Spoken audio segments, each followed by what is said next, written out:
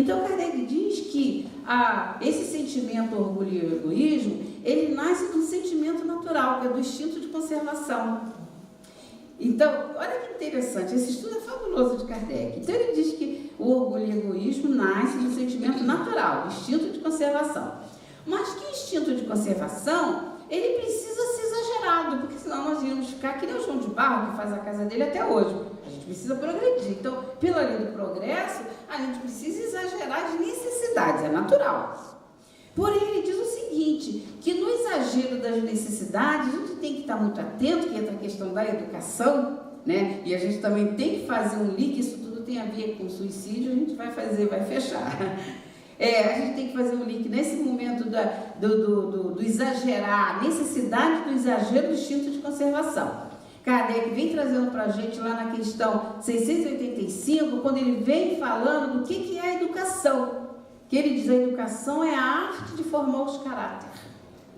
Que é necessário ter hábitos adquiridos. Aí ele segue, né? Eu só estou trazendo um texto. Então, a gente precisa estar sempre atenta para o sentimento e da necessidade da educação. Por quê? Porque somos o quê? Os seres pensantes do universo, né? Inteligência suprema do universo. Está lá na primeira questão do Livro dos Espíritos. Que é Deus, consciência suprema do universo. Questão 22, o que é o Espírito? A inteligência do universo. Então, nós somos a inteligência do universo.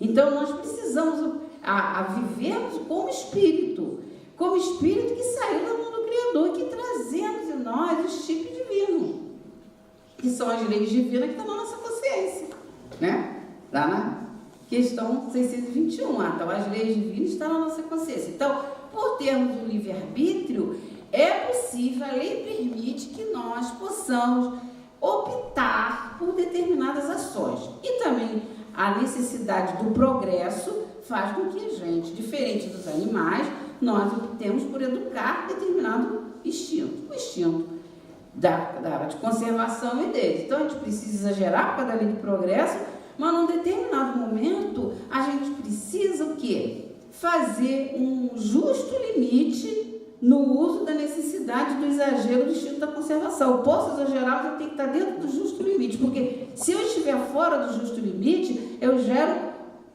frutos, egoísmo, personalidade, importância da personalidade, interesses pessoais, violência. Mas se eu, pela educação, eu ficar dentro do justo limite, eu vou gerar também frutos, mas outros frutos. O fruto do quê? Interesse coletivo, harmonização, fraternidade, compulsão por ajudar. Tudo isso gera compulsão. Aí a gente volta a Karen Rhônia, onde ela diz que existem sentimentos incorporados na alma, lá no inconsciente, que é o verdadeiro espírito, está lá, mesmo a gente não sabendo, não sentindo, mas a gente tem as camadas de várias experiências que, de determinado momento, Leon Denis traz para a gente, lá no Problema do Ser do Destino da Dor, no capítulo 15, quando ele vem falando que um som, uma música, uma voz, um envolvimento magnético, da força magnética, campo eletromagnético, pode fazer com que nas nossas camadas interiores do nosso consciente, brote, derrame por o consciente imagens e postura que a gente não conhece da gente mesmo. Depois o nosso derrame vai falar melhor. Então a gente tem que ter muito cuidado, muito vigilância, vigiar e orar. Não é nem orar e vigiar, é vigiar e orar. Porque a qualquer momento você pode ser pego de surpresa com o quê? Com determinada onda. Fluido cósmico universal, veículo do pensamento. Foi muito bem explicado aqui de manhã. Veículo do pensamento. Veículo do som, o veículo é o ar. Veículo do pensamento, é o fluido cósmico universal. Então ele vai rastrear o universo. Vai rastrear o universo e vai encontrar as mentes dentro do teor do que ela está pensando. Então tem que ter muito cuidado com o que pensa e com o que sente. Com o que pensa e o que sente. Vamos lá no século dos existencialistas. Se vocês puderem avançar para os existencialistas, só avança mais um pouco, isso, os existencialistas. Eu trouxe só dois, para a gente estar refletindo rapidamente, só dois. Nós encontramos o livro o de Goethe, o jovem Walter, eu falo Walter, né? Mas eu sei que não é Walter, você foi ver como traduz aí, tá? Isso, obrigada. E encontramos que, com Leon Tolstói, a heroína de Tolstói. Quem é a heroína de Tolstói? Ana Karenina. Que depois ele, na espiritualidade, ainda também como escritor, porque a gente não perde, né? Ele vem ser comunicante com a Dona Ivone, que ele diz, aí ele já fala, minha ex-heroína. Olha que interessante, né? A questão da educação do espírito. Aprende-se encarnado, aprende-se desencarnado. Muito interessante isso. Então, a Ana Karenina, por um desgosto, todo mundo sabe a história, não vamos nos ater, ela também se joga. Só que tem um detalhe. A primeira notificação na delegacia foi a partir de 1774 da obra de Goethe. Existencialista. O que é existencialista? Qual o sentido da vida? Comer, beber, necessidades fisiológicas. Como os animais? Diferentes. Nós somos diferentes. Então, nós aprendemos que nós somos um espírito imortal, com necessidades diferentes. Aonde a ideia de Deus é inata, não é adquirida pela sociedade, ela é inata.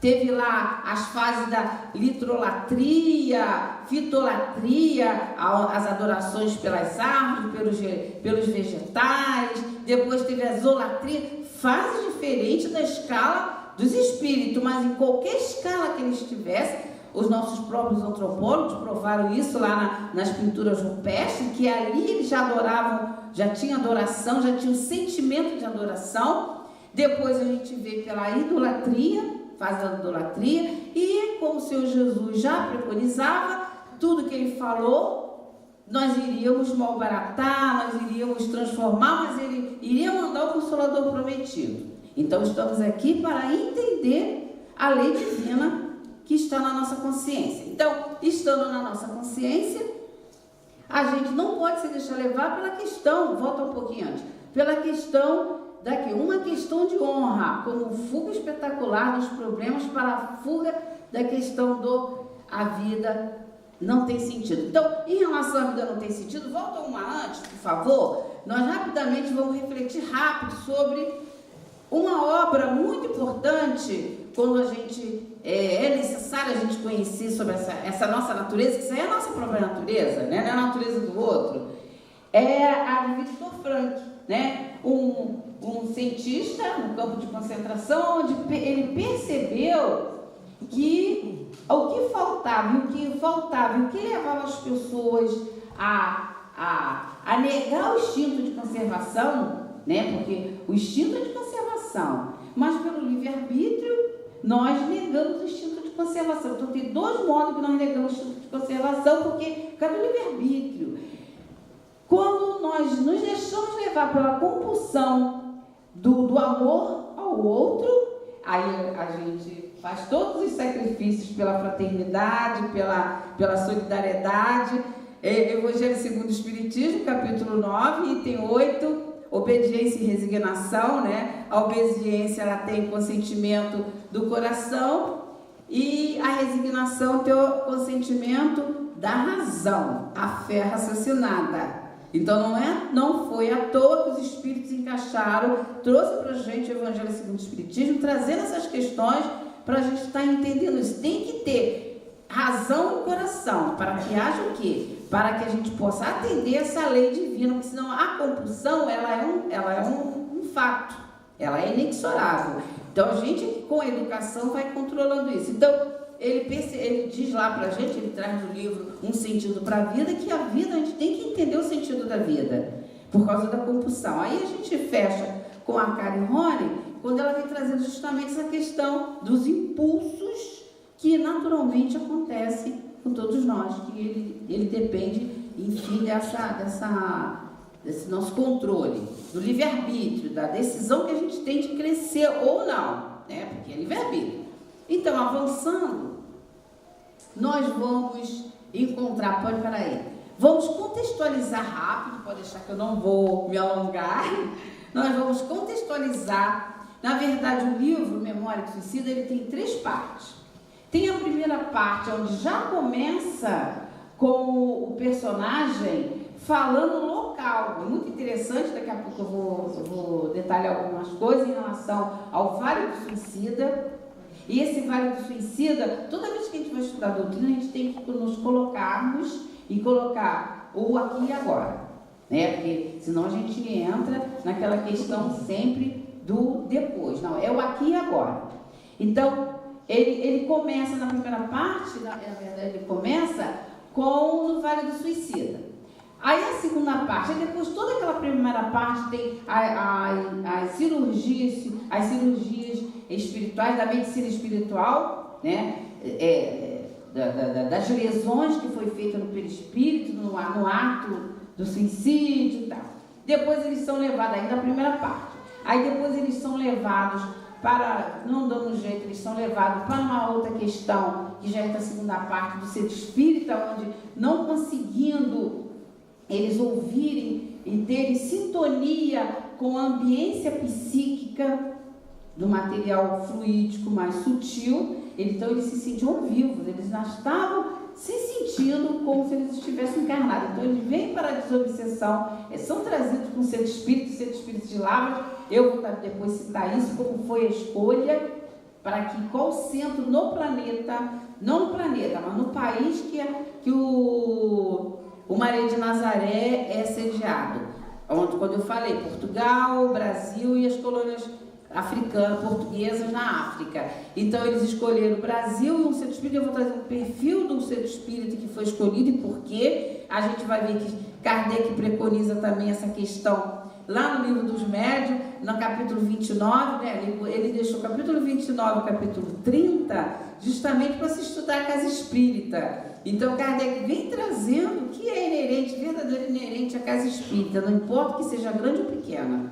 Então tem alguns fatores que é o que importa para uma casa espírita. Então a escolha qual a casa queria receber aqueles espíritos no processo da desobsessão, que é ali que eles iriam verdadeiramente dar continuidade ao trabalho. Então ele já torna a terceira parte do livro. É a terceira parte que vem falando, vem mostrando aqueles espíritos se transformando em homem de bem, segundo a doutrina espírita. Então eles têm uma equipe de professores, onde um deles Epaminondas de Vigo, vem trazendo para ele o estudo da filosofia espírita. Aí é onde Camilo declara: agora sim eu comecei o processo do arrependimento, porque até então ele ainda não tinha tido verdadeiro arrependimento, mesmo passando por aquele sofrimento, por todos aqueles cursos, por toda aquela etapa, não é assim que a gente chega na casa espírita? Primeira etapa, segunda etapa, aí a gente até pensa, verdadeiramente eu agora... Aí ele vem dizendo, ainda não. Então ele só veio ter um processo, daquele processo que está lá no seu inferno, né? No Código Penal da Vida Futura, né? Primeira parte, para você verdadeiramente progredir, o arrependimento, a reparação, a expiação, provas e expiações, culminando nas reparações. Então, só na terceira parte. Então, eu vou pegar a terceira parte e vou trazer para esse iniciozinho aqui, esse personagem se encontrando com Cristo, e o encontro com Cristo é aqui e agora. Nesse momento, nós podemos ou não estar nos encontrando com Cristo e com Kardec.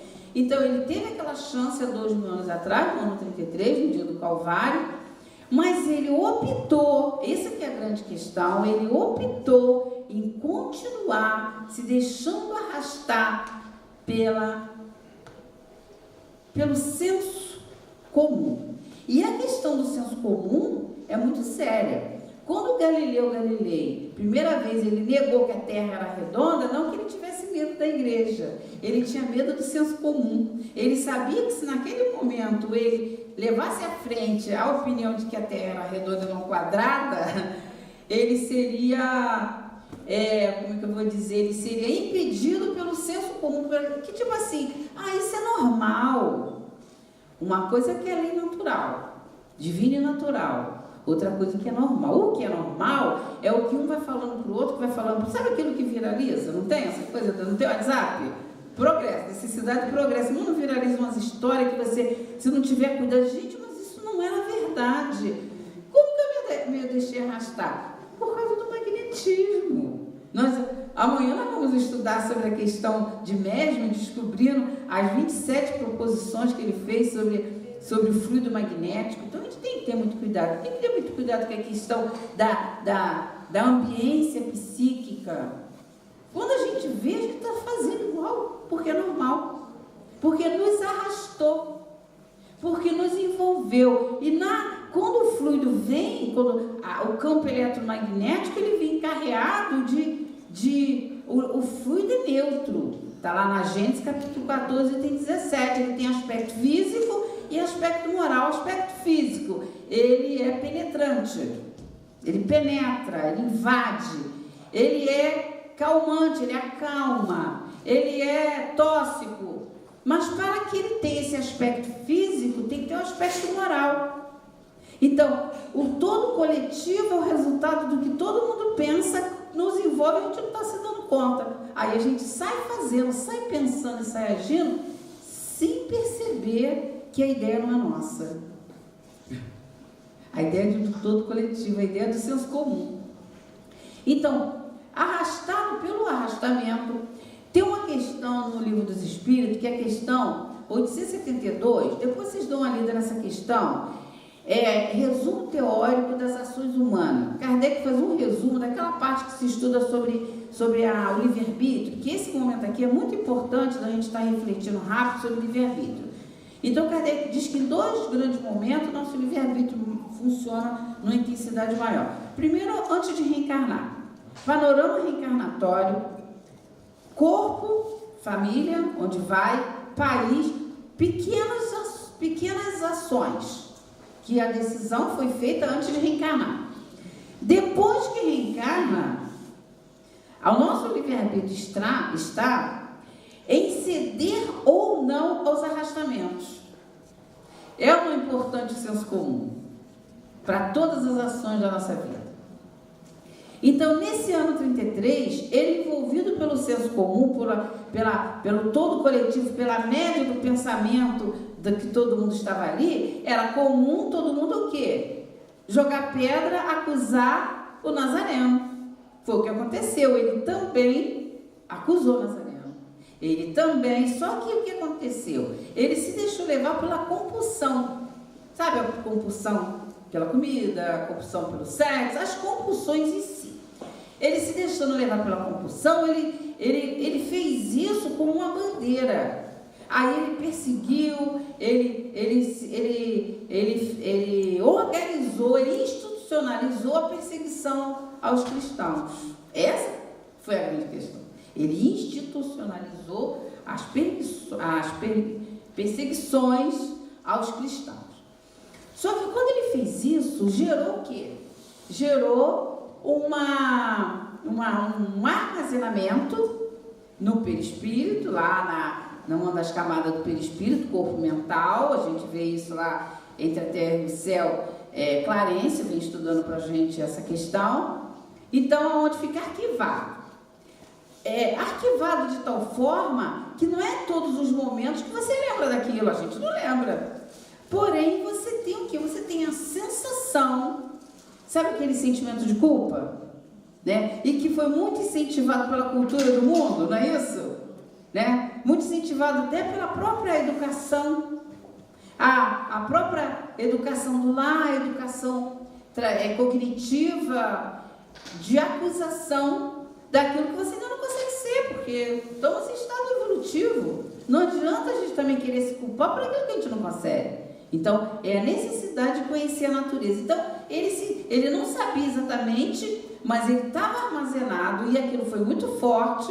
Ele estava armazenado nele porque ele já podia, e ele tinha sido resgatado das galhas para Jerusalém, pela equipe de Maria de Nazaré, para poder ter uma chance de conhecer o Cristo. Então foi a chance dele de conhecer o Cristo, de estar na presença do Cristo e se comportar naquele momento da forma que ele já podia. Aí ele fez todo esse comportamento que eu falei. Então gerou o quê? Gerou a questão da culpa, a velha culpa do chamado homem velho, né? Que somos nós aqui nessa luta da renovação, mas baixando, sempre voltando à escala ainda dos comportamentos, dos instintos de conservação. Vamos avançando, a gente vai encontrar o mesmo personagem em várias existências, mas tem algumas existências que são ícones na nossa vida, e com certeza essa nossa existência é uma existência ícone. Nós não estaríamos aqui reunidos em nome de Jesus e de Kardec se não fosse uma existência especial, que não teria sintonia. Olha quanto tempo nós estamos aqui ouvindo. Então já é uma conquista nossa de alma, não apenas de personalidade encarnada, podermos eleger determinados assuntos como bom para a nossa evolução. Então é uma encarnação onde a gente tem que procurar dar muito valor, que é as encarnações do personagem Camilo, que nós estamos contextualizando. Então, no século XVII, ele novamente tem a oportunidade de resgatar aquele velho homem que, no momento de agir segundo um espírito imortal, com opções mais acertadas, ele mais uma vez agiu pelo instinto de conservação. Então, oro ou vou dormir? Estudo ou fico na ociosidade? Vou à casa espírita ou opto em continuar vivendo para a sustentabilidade apenas da vida física? Então, são várias questões. Então, nesse momento ali em Toledo, no século XVII, ele, numa conversa com o padre, né, está lá a presença do padre, aconselha-o ele a formar uma família, porque era vantajoso na época ele ser sacerdote, não porque ele queria servir a questão da religião, mas pelas vantagens materiais. Então ele é aconselhado a formar uma família. No momento de formar a família, ele se apaixona por Maria Magdala, e Maria Magdala, isso tudo no mesmo século, Maria Magdala se apaixona por Jacinto Ornelas, o primo de Camilo que vem da Espanha. Ela se apaixona, é franca com ele, diz que não tinha interesse em casamento, porém o não perdão, o não aceitar que as nossas opiniões, os nossos interesses não estão sempre à frente de tudo, faz com que ele armazene um desejo de vingança.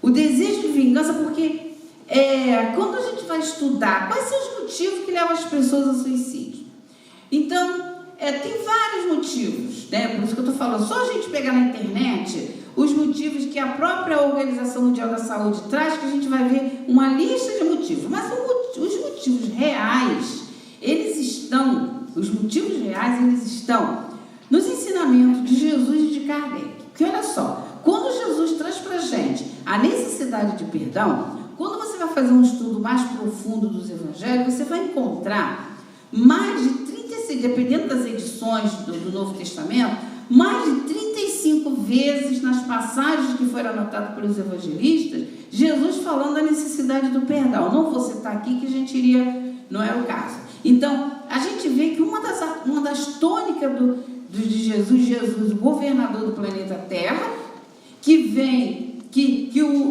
é utilizado mais de 700 anos só para adaptar o corpo espiritual, perispiritual dele, para ele poder reencarnar, não é fácil, mais de 700 anos para isso.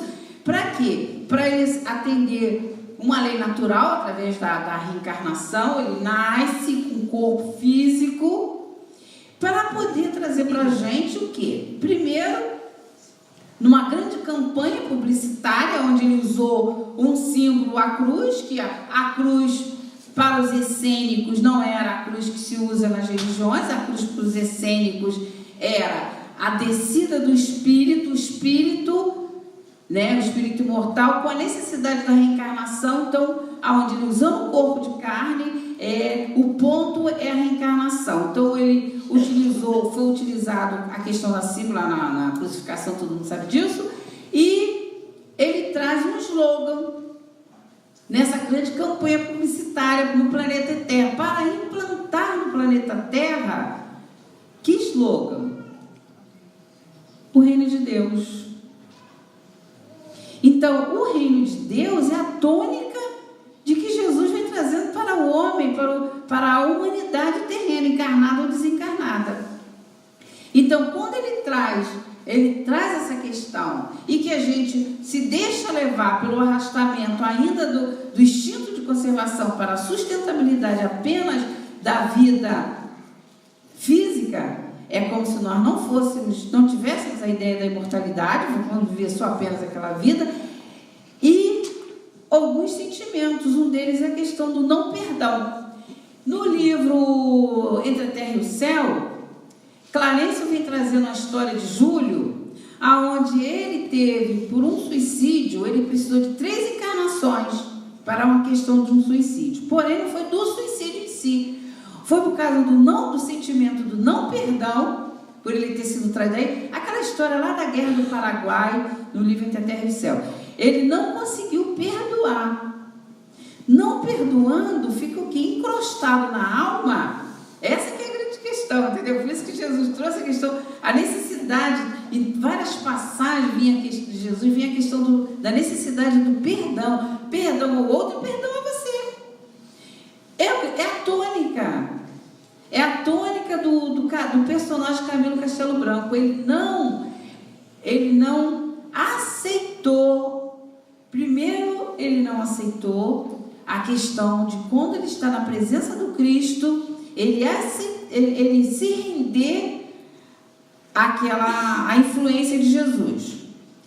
Não vamos achar que isso é muito difícil, porque a gente está na presença de ambiência psíquica elaborada com todo o material, com todas as imagens fluídicas de Jesus, e a gente não se rende. A gente fica muitas das vezes, como foi muito bem colocado aqui, numa oportunidade maravilhosa de trabalhos doutrinários e mediúnicos, pensando nas contas a pagar. Num pequeno esforço, nós entraríamos em sintonia com nossos benfeitores e curas espetaculares, no sentido do próprio benfeitor, naquele momento que você se desliga, poder atuar na nossa ambiência psíquica. Muito bem.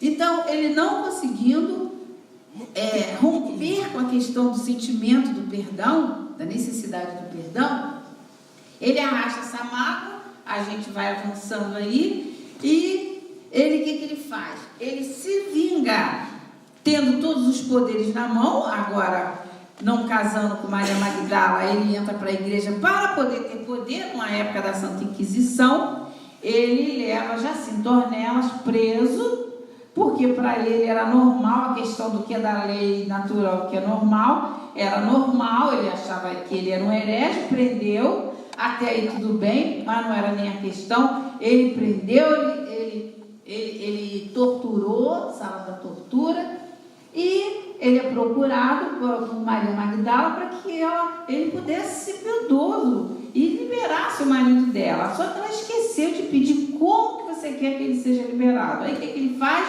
Fura o olho de Jacinto Ornelas. Então ele vai ainda, ele se deixa levar pelo instinto de quê? Do ódio, da vingança. Está pensando que a gente está muito distante disso, com as fofocas, com as intrigas? Que a gente pensa assim, mas eu não estou furando o olho de ninguém, depende de que olho a gente está falando, né? Eu não faria isso, depende. É bom que a gente não faça mesmo. É bom que não faça mesmo. Então, ele furou o olho de Jacinto Ornelas. O que aconteceu com ele quando ele furou o olho de Jacinto Ornelas? Ficou o quê? Arquivado nele, né? lá numa das camadas do perispírito, corpo mental, aquela atitude. Um dia ele teria que expiar aquele ato, aquela atitude, aquele livre-arbítrio dele, teria que expiar. Então, a gente vai passando e a gente encontra esse mesmo personagem, que no ano 33, no século 17, no século 19, olha só, gente, vamos refletir aqui junto. Tinha uma tônica na questão da vida dele. A tônica da vida dele, todas as oportunidades que ele teve, porque não adianta só a questão, vai encarar, eu vou fazer o seguinte, vamos deixar passar essa tendência que eu tenho, esse mau hábito que eu tenho, na próxima vida eu resolvo isso. A gente só vai protelando. Foi o que aconteceu com ele. Ele foi protelando porque ele já tinha identificado, e a gente também identifica a raiz das nossas dificuldades. A gente identifica. Então, ele foi protelando, chegou no século XIX.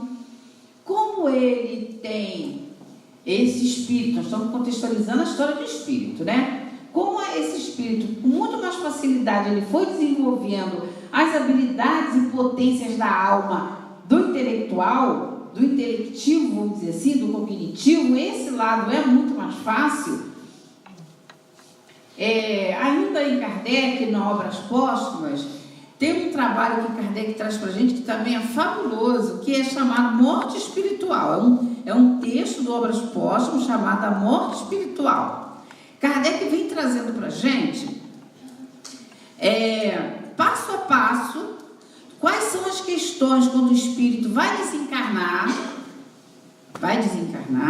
e quais são as questões quando o espírito vai encarnar. Então, o nome do texto é A Morte Espiritual. A gente pensa logo que é morrer, né? Porém, não é.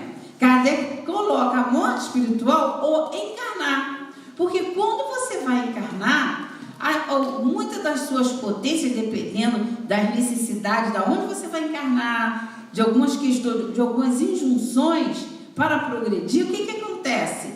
Algumas potências da alma vai para a latência, não para germe. Para germe é quando a gente sai da mão de Deus, que a gente sai em germe, semente, né? Princípio inteligente, com toda a potencialidade a ser desenvolvida com as reencarnações.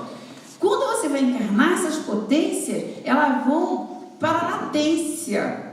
Então, dependendo da situação onde você vai reencarnar, aquilo que é muito orgulho, imagina você ter habilidade de falar línguas, né? Habilidades motoras, várias habilidades. Aí ela vai para a latência. Ela vai para a latência, a alma não perde aquela capacidade, mas o espírito não consegue acionar a questão cerebral.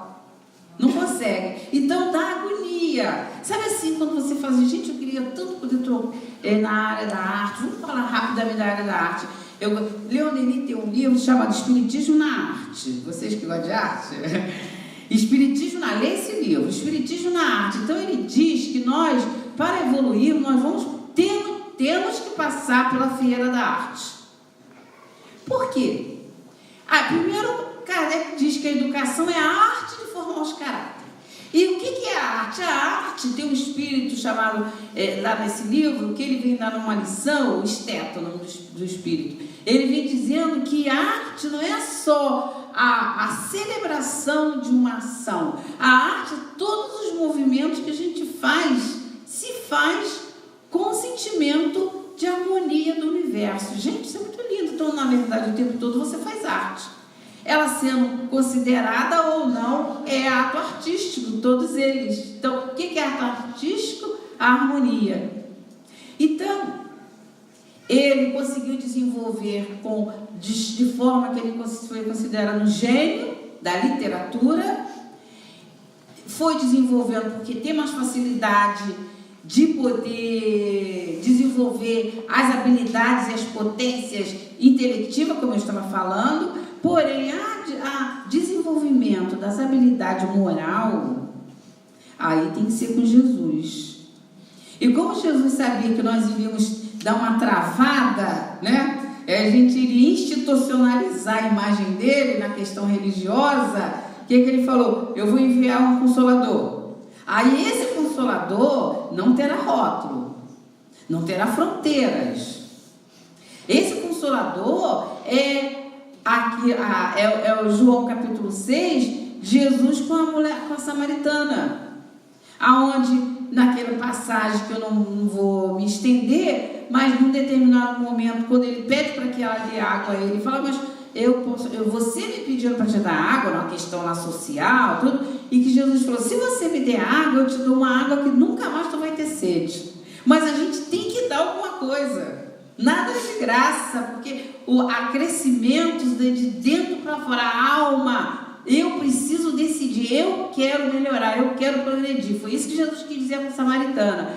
Ela deu, aí ela faz uma pergunta, ela muito esperta, ela perguntou, Senhor, onde deveremos adorar a Deus? Isso é uma questão seríssima, onde ficou imortalizado na figura de uma mulher que para o mundo era uma pessoa mundana, né? Quando a gente despreza as pessoas, né? Sabe? Preconceito, exclusão, a gente conhece bem isso, né? É ela que vem trazendo uma questão muito séria para a humanidade, aonde ela perguntou, onde devemos adorar a Deus? Aqui, no Poço de Jacó, ou lá em Jerusalém? Que era uma questão social. O que Jesus responde para ela? Dia virá em que os adoradores de Deus serão agraciados, adorados, que aí depende muito das traduções, nem aqui e nem lá, mas em espírito e verdade. Então, não cabe a gente perguntar a ninguém quantas vezes ela vai ao centro espírita, não cabe fazer comparação de trabalho de ninguém com ninguém, mas cabe cada um ter consciência que é necessário ter empenho. Nós já estamos atrasados na divulgação das ideias de Jesus e de Kardec. Por quê? Justamente porque o desenvolvimento do mundo intelectivo, nós já fizemos, já temos celulares, smart, tudo. E amar uns aos outros, amar uns aos outros, que é uma das slogans da campanha do Cristo. E quando o Cristo veio, ele reuniu, ele fez um grupo, aonde quem eram os participantes desse grupo? Pescadores, homens simples, mas é porque a adoração é espírito e verdade. Aí Camilo, um grande literato, mas que ele divulgou o quê? Essa que é a grande questão. Muito cuidado com o que a gente divulga, porque o veículo do pensamento é o fluido cósmico universal. Eu não estou vendo, a gente pensa que não está jogando para o universo e ele está sendo rastreado e vai montando grupos de pessoas e sentimentos. Então, muito cuidado com o desânimo, muito cuidado com campanhas que a gente divulga, campanhas que a gente fortalece. Aí ele fortaleceu o desgosto pela vida, ele fortaleceu o que? A desconexão do homem, os seus eleitores. Ele era muito lido com a ideia de Deus. Aí o que aconteceu? No momento que ele sofreu, que ele passou pela própria problemática, o que ele tinha nele? Quais eram as ideias que ele tinha? O que ele estava armazenado na consciência dele? Ele estava armazenado nada. Ele estava armazenado a fuga espetacular pela porta do suicídio. Então, qual foi o grande desgosto dele? Aí a gente vem e depois a gente vai dar continuidade. Ele vai aparecer aí, ó. Volta antes, por favor, pode voltar, desculpa, tá? Aqui, olha, o ingresso no Vale do Suicídio. Então, em 1891, foi aprisionado em região do mundo invisível. Foi aprisionado na região do mundo invisível. Porque quando você está encarnado, você tem um corpo, um abafador. Tem o corpo. Tem a bênção da reencarnação para quê? Para dar uma amenizada nas ânsias do espírito. Após o desencarne, ele foi aprisionado num lugar que foi o quê? A construção que ele fez. Porque essa ambiência, nós vamos ver algumas situações que acontece nesse ambiente, e a questão do ambiente é uma questão que a gente tem aprendido na doutrina espírita, principalmente na Gênesis capítulo 10, capítulo 4, capítulo 14, que é a questão fluídica. Nós precisamos estar sempre atentos para a questão fluídica, ambiente psíquico. Por quê? É um ambiente que a gente constrói, só que a gente não vê. Por que não vê, não existe? Ali está o ambiente que ele construiu. Terminou ou ficou tão... Não estou enxergando. Quantos minutos? 5? Beleza, a gente vai fechar. Então, nós vamos dar continuidade daqui a pouco a um ambiente que foi construído por ele. Sabe quando a gente... Aí, André Luiz, lá no livro O Mecanismo da Mediunidade, ele vem trazendo um estudo muito, muito importante chamado túnica eletromagnética.